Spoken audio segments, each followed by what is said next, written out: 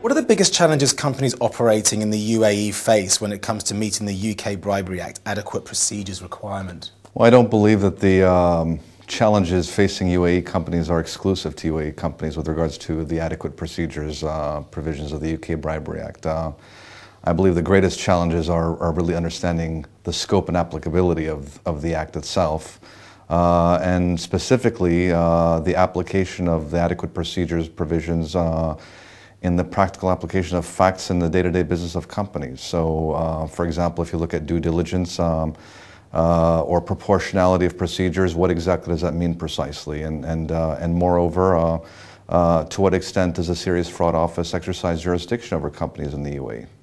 Okay, thank you. And then in terms from an internal perspective, how you find the role of the legal function and compliance functions have evolved, and where do you see recurring challenges in still an anti-corruption compliance culture?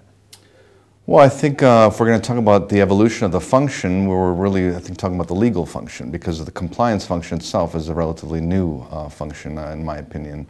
As far as what's evolved, well, I think it's obviously the fact that compliance itself has become very much higher on the priority agenda. With regards to the greatest challenges, obviously, I think the fact that we're operating now, or at least companies are focusing mostly on the emerging markets.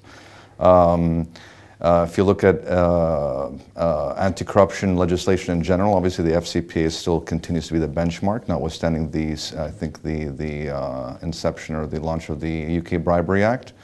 And really, as I mentioned earlier, it's very easy to look at slides and presentations or participate in forums and see these laws illustrated in slides, but I think the applicability of the issues within the context of very complicated fact patterns is really the biggest challenge. Obviously, another addition is companies are ramping up their activities in the emerging markets, and you've got a lot of new associates or employees, so in parallel, you've got the challenge of demonstrating convincingly why these issues matter to the senior executives of the company, as well as to educate appropriately through proper training, and obviously we've had challenges with that.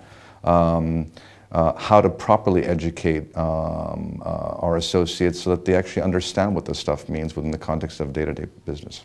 Thank you, and thank you for joining us today. Thank you.